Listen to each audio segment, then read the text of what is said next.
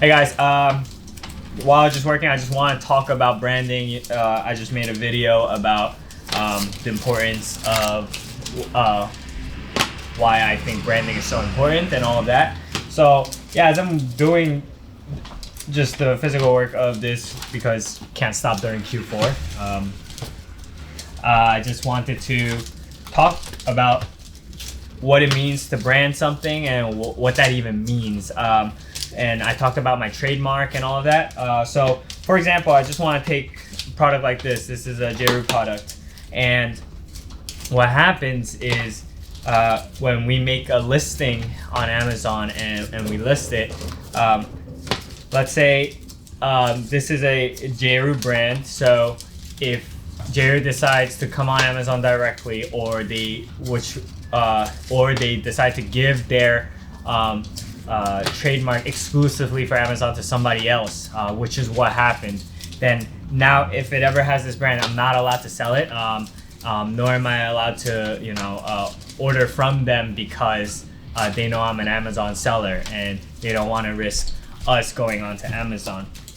So what I mean by branding is branding takes a while. It takes minimum 6 months for a trademark to be approved and another couple of weeks for it to come out.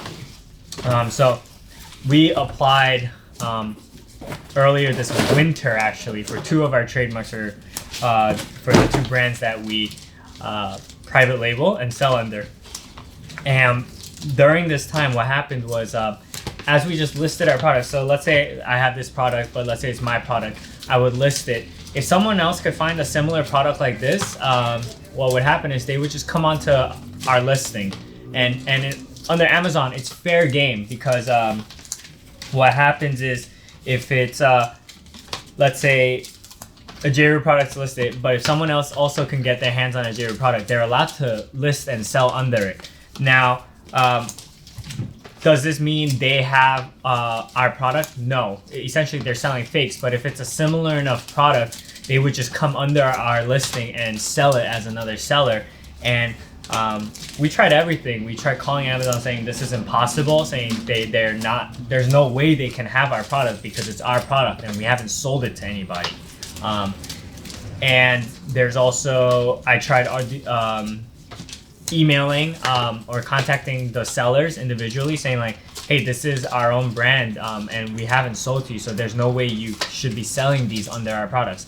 Now, if it's just 1 or 2, because let's say they bought this on Amazon or on eBay and they wanted to resell it and they just needed to sell it on Amazon, they put it on. If it's quantity 1 or 2, that's fine. Then there's nothing we could say because that's a valid argument. But when you check their quantity and they have like 600 of them and we know we haven't sold 600 units to a single customer, then you know they're selling fakes. So what Amazon will always say is, then just apply your brand to register your brand and you'll be able to do you'll be able to, protect your brand and control who sells on it and all of that. And they make it sound so easy, but to register your brand, you need a trademark number. And a trademark number takes, like I said, 6 months for it to come out. So then you gotta just kind of have a waiting game and plan it out. But I think if any of you guys are selling your own private label or any of that, I would highly, highly recommend that you register your brand and in order to do that, you apply for your trademark early on. And yes, 6 months might feel like a very long time, and yes, it is. But if you just keep your head down and start, just keep grinding, like how we're just stickering, like barcoding for Amazon. This is part of the things that we have to do. Then 6 months does go by before you know it, and it will come out. And then some of you guys might ask, isn't it expensive? Doesn't it take a lawyer and all of that? Yeah, you could go through a whole trademark organization or a lawyer to get it done, but both of these trademarks, I just Googled, read up on a couple things, and then I applied for it myself. And all it costed was the minimum, like just the registration costs through the U.S. patent what is it, USTP or something like that, the Patent and Trademark Organization. And that was a couple hundred. I think it was like $300 or $400 per trademark. It is per class, but I only needed it for one class for each, so it was about $300 to $400. And yes, it might be very expensive in the beginning. It might seem like it's a lot. To us, it seemed like a lot too. But in hindsight, in seeing the protection we get, like the day the trademark came out, I was able to register it on Amazon, and within 24 hours, we had 5 fake sellers on like various listings, meaning these are high selling products, but we were splitting the sales with somebody else who wasn't even selling our product.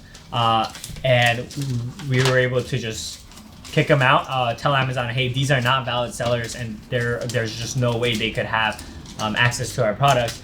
And within 24 hours, they were gone. They were not selling, meaning we are the sole sellers of our private labeled items. And that alone will immediately make up the trademark cost. And now it gives us the ease of heart, so to speak, to make new products and not worry about fakes coming on. Because, for example, one of the things that we sell from our landlord, he's one of the biggest importers of solid extra large t-shirts and stuff like that. So we would sell that, but like a fake China company would come on and be selling the same product under our listing. And what would happen is when customers get the fake, they start leaving a 1-star review, and your listing and your product starts to die. And if your brand is associated with that, your brand starts to get a bad rep also. So I think there's so much importance, if you are going into private labeling, to have your own brand and protect it. Now, if you went through a lawyer or something, it would probably cost a lot more. It would probably cost maybe, probably $1 or $2 grand per trademark, most likely, is what I'm assuming, because they would recommend you apply to multiple classes and all of that. But for Amazon, you don't really need that. You just need a trademark number, and that's what we were going for. So we got that, got it going. But I also wanted to show the importance of branding, because I, just like how we lost you, we don't ever want to be in that kind of a position again, where because we're not the rights owner, we lose the selling rights after all the work we've put in. We made a bunch of videos for this company to get their products going, because we buy from them, and we've been one of their biggest buyers in terms of just third-party buyers, I'm pretty sure, because of the sheer amount we've been ordering. But if you own your own brand and you grow it, the start is slower and the investment is higher. So I think we did take it step by step, but in the end, you want your own brand and you want to protect it, because then no one can say whatnot, and you have the power over any decision of which way your brand goes, how your products are doing. And if there's something wrong with it, it is specifically your fault. It's not out of your control. So you take ownership of it, both the good and the bad. So that's something I wanted to share and really encourage you guys, if you guys are going into e-commerce or any of your own business, and it requires merchandise and stuff like that. It is not bad to start with wholesale, and there are people that made very good money, and the people that still make very good money through wholesaling. I mean, my brother and I had no money when we started, so we started with retail arbitrage. We were going to Walmart's, Toys R Us's, Targets and going for quick flips. Then we got into wholesale, but in the end, we always knew in the back of our minds, branding and private labeling was where we wanted to get to. And that's not even the end. That's in terms of retail.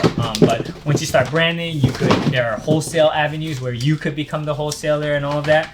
But yes, private labeling is a little harder in the sense that there is a MOQ, which is a minimum order quantity, meaning instead of buying like a couple $100s of each product to try out different products, now if you want to make a product, you have to put in minimum $5,000 to $10,000 at the bare minimum, I would say.